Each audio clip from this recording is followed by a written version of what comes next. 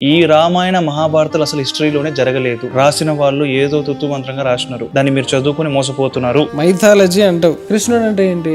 ద్వారక, మథుర, లేకపోతే భగవద్గీత. జనాలు కామన్ గా మాట్లాడుకునే థింగ్స్. మథురాలో కత్తి లాంటి ఎవిడెన్స్ దొరికింది. ఏకంగా 7 అడుగుల శిలాఫలకం దొరికింది. దాని మీద వెరీ క్లియర్లీ వాసుదేవ్ మహాస్థానం రాసింది. వైశంపాయనుడు మహాభారతాన్ని తక్షశిల యూనివర్సిటీలో జనాలందరికీ చెప్పాలి అని చాందోగ్య ఉపనిషత్తులో ఉంది. ఇది మన హిస్టారియన్ హెచ్.సి. రే చౌదరి గారికి దండం పెట్టాలి. దేవకి పుత్ర కృష్ణ అని రాసి ఉంది. ఫస్ట్ మెన్షన్ ఆఫ్ కృష్ణ అన్నాడు. అది మరి ఏమంటారు? ఎవడా మైథాలజీ అని పట్టుకురా నా దగ్గరికి. డైరెక్ట్ గ్రీక్ అంబాసిడర్ విదిశ అనే గ్రామానికి వచ్చి ఆ రాజుతో మాట్లాడి ఒక స్తంభాన్ని ఎరెక్ట్ చేస్తారు. హీలియోట్రస్ పిల్లర్, లేకపోతే కంబా పిల్లర్, వాసుదేవ్ పిల్లర్ పేర్లు ఉంటాయి. 2 శిలాపలకలు దొరికాయి. నేను ఎక్కడి నుంచి వచ్చాను, నేను so and so. Greek ambassador Heliodorus రాసుకున్నాడు. రెండో దాంట్లో షాకింగ్ మహాభారతానికి సంబంధించిన కోట్స్ ఉన్నాయి. దీనికి ఎక్కడి నుంచి వచ్చాయి? With proofs. ఎవడరా మైథాలజీ అనేది మహాభారతాన్ని